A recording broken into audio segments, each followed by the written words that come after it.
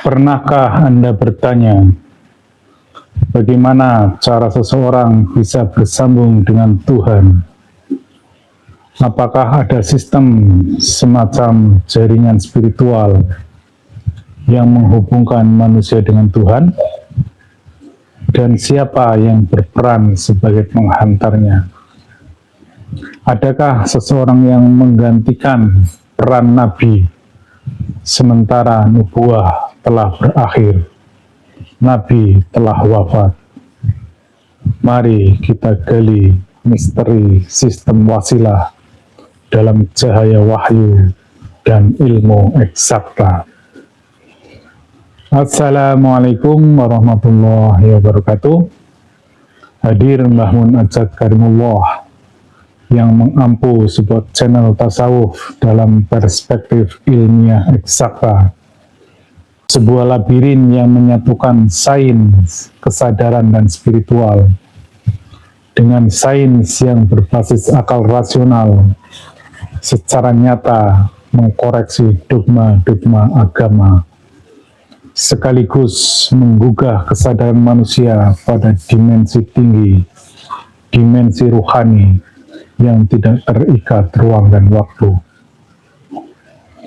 Kami adalah penganut tarekat Qadim atau tarekat arwah yang tergabung dalam majelis zikir tarekat Naqsabandiyah Khalidiyah Nusantara yang fokus pada eksplorasi sisi ruhani manusia. Adapun tujuan utamanya yaitu udkhulu fis silmi kafah. Berislam haruslah kafah, beragama haruslah sempurna, tidak berhenti di level dalil dan ritual.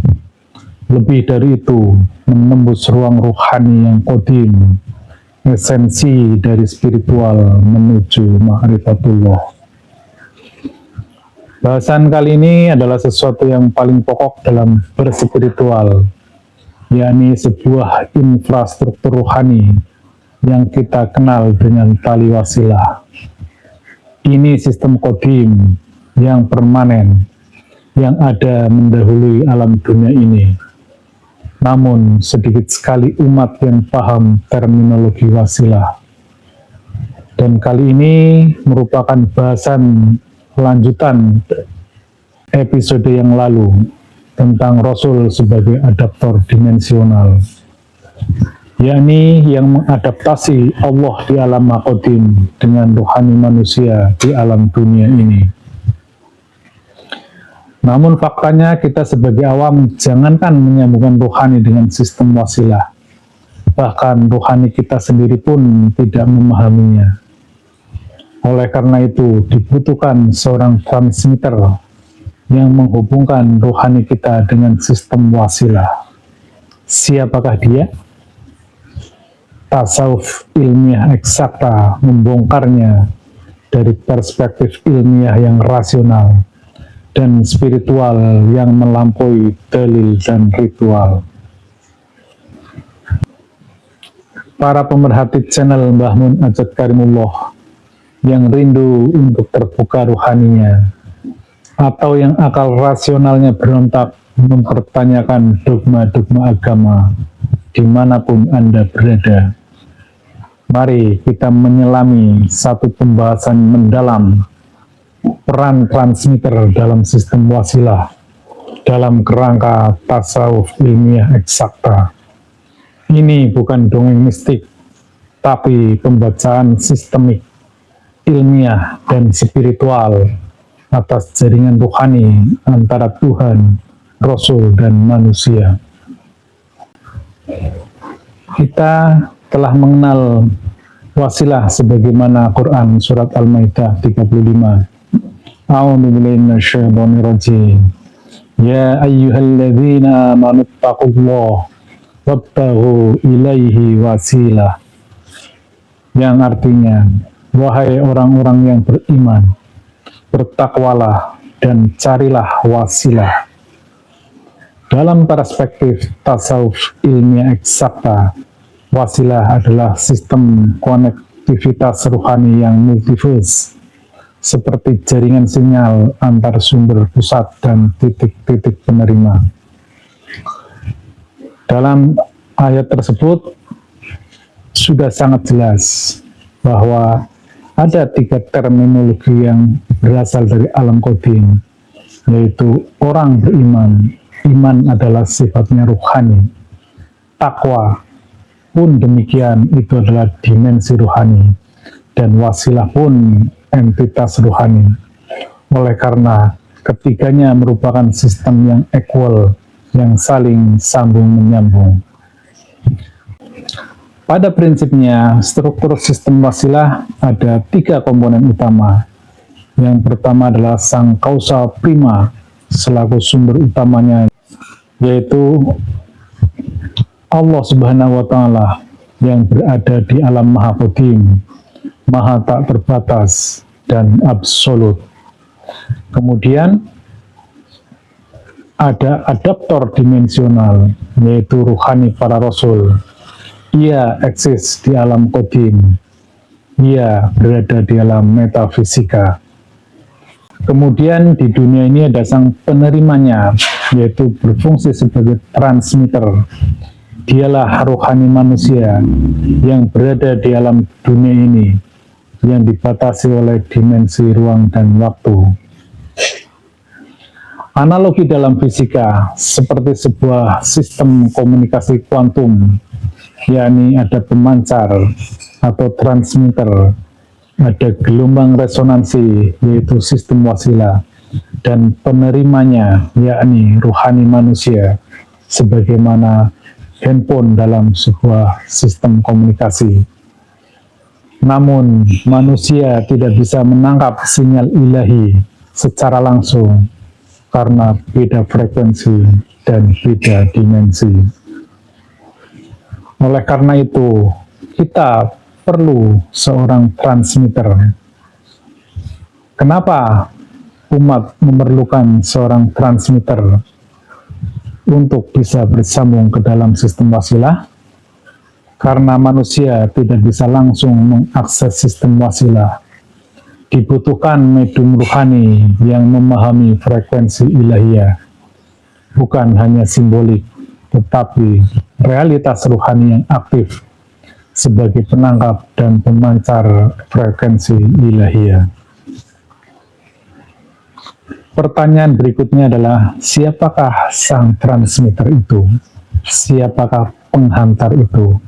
Siapakah penyambung rohani kita kepada sistem wasilah? Pasca berakhirnya nubuah, setelah Nabi wafat, maka Allah sudah mempersiapkan hamba-hamba yang disucikan rohaninya untuk menjalankan fungsi nubuah, fungsi kerasulan, dan fungsi pewahyuan. Transmitter adalah hamba yang diwarisi ruhani Rasul, sebagaimana hadis yang menyatakan bahwa tidaklah Allah curahkan sesuatu ke dadaku, melainkan aku akan curahkan ke dada Abu Bakar. Walaupun ada beberapa orang yang menyatakan hadis ini palsu, faktanya Abu Bakarlah pengganti kepemimpinan pasca Nabi wafat. Beliau juga berfungsi sebagai ulil amri, dan umat pada saat itu berbaiat pada beliau. Yang intinya, secara rohani, Rasul mewariskan rohaninya kepada sahabat Abu Bakar As-Siddiq. Pemirsa dimanapun berada, mari kita coba elaborasi beberapa ayat yang secara tegas menyiratkan bahwa ada hamba-hamba yang meneruskan fungsi-fungsi tersebut. Yang pertama, sebagaimana Quran surat At-Taubah ayat 128, A'udzubillahi minasyaitonir rajim. Laqad ja'akum rasulun min anfusikum azizun 'alaihi ma 'anittum harisun 'alaikum bil mu'minina raufur rahim. Yang artinya, sungguh, luar biasa nih Allah, di kata pertama sungguh, benar-benar telah datang kepadamu seorang Rasul dari kaummu sendiri, berat terasa olehnya penderitaan yang kamu alami, sangat menginginkan dalam kurung keimanan dan keselamatan bagimu, dan bersikap penyantun dan penyayang terhadap orang-orang mukmin. Orang mukmin artinya orang beriman. Dalam perspektif tasawuf, ayat ini adalah ayat yang hidup. Ayat ini adalah ayat dimensional, yang kodim, yang tidak dipengaruhi oleh ruang dan waktu. Inilah cara kita memahami ayat-ayat kodim.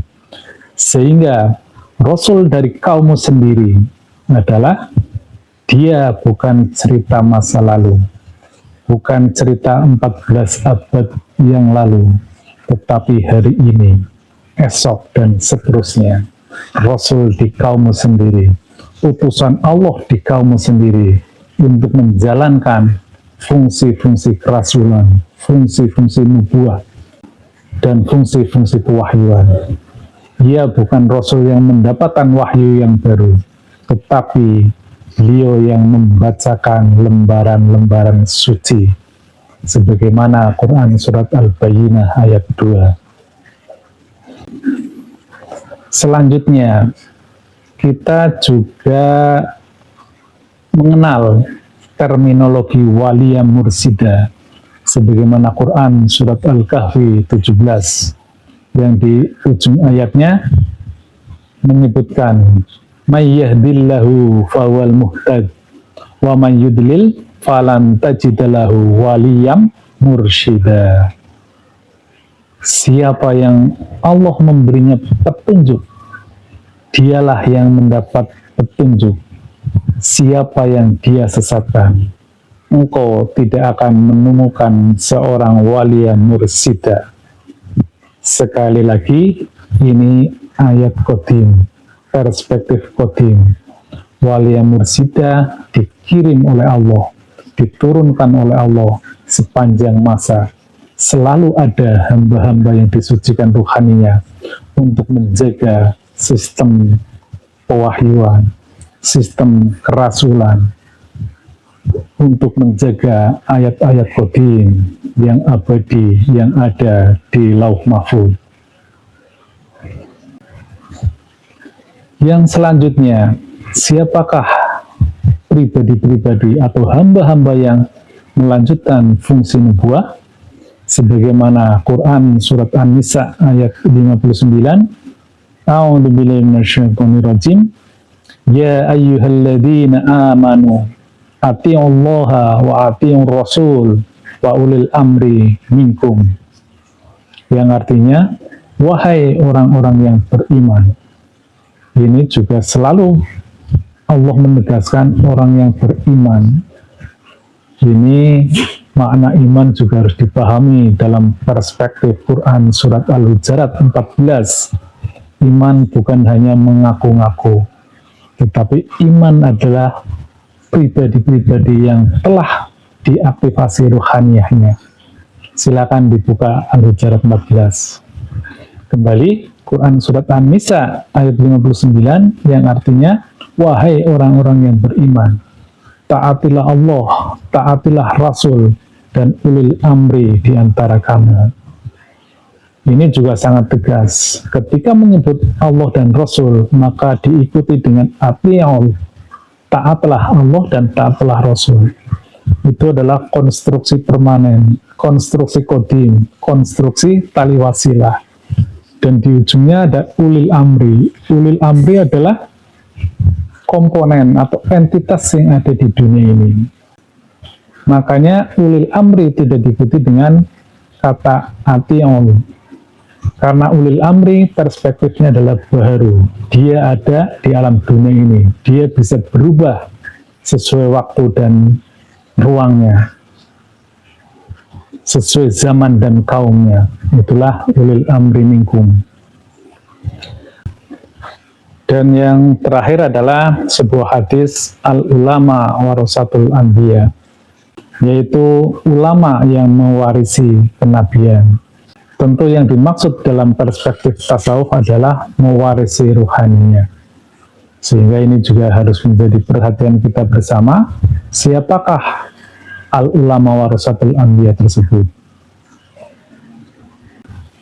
Pemirsa dimanapun berada, baiklah kita mencoba mengkaji dalam perspektif ilmiahnya. Dalam fisika modern kita mengenal beberapa hukum, yaitu tentang prinsip resonansi. Dalam fisika, dua objek akan beresonansi jika berada pada frekuensi yang sama.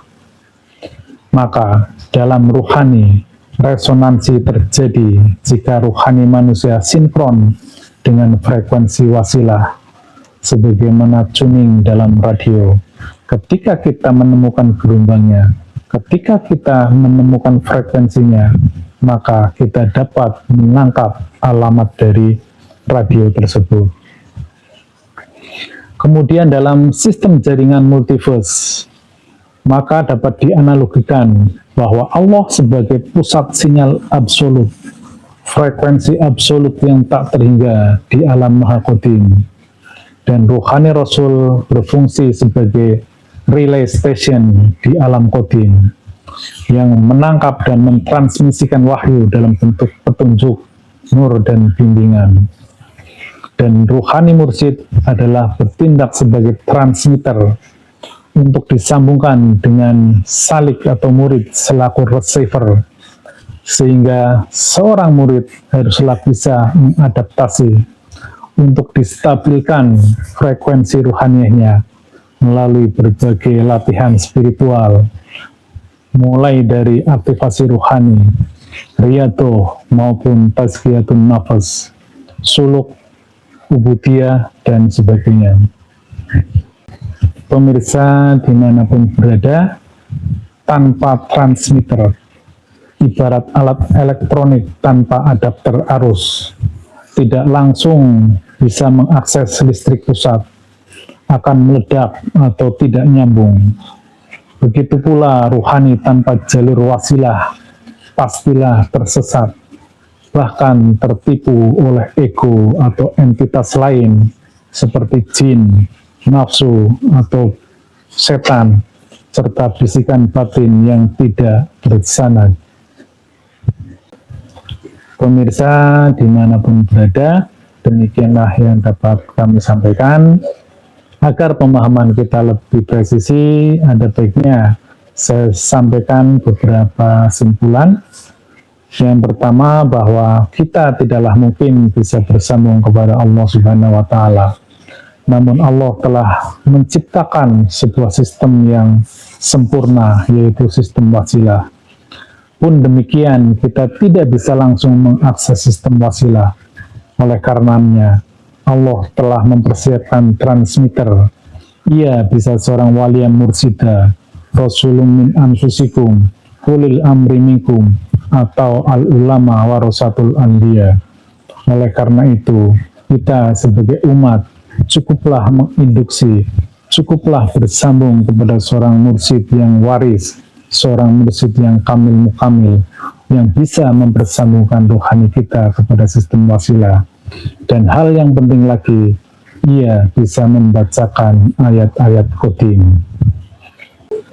Saudaraku, dalam dunia yang serba canggih ini, kita mudah lupa bahwa rohani juga bekerja dalam sistem yang sangat presisi, bahkan lebih halus dari sistem teknologi tercanggih sekalipun.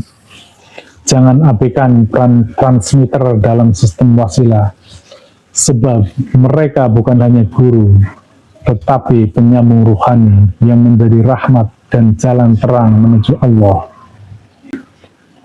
Saya, Mbah Mun Ajat Karimullah, terus mengajak kepada semuanya, mari kita gali tasawuf menuju kedalaman ruhani dengan presisi tinggi menuju ma'rifatullah. Demikian, mohon maaf sekiranya banyak hal yang kurang berkenan dalam penyampaian ini. Billahi anta maksudi wa ridhoka matlubi. Wassalamualaikum warahmatullahi wabarakatuh.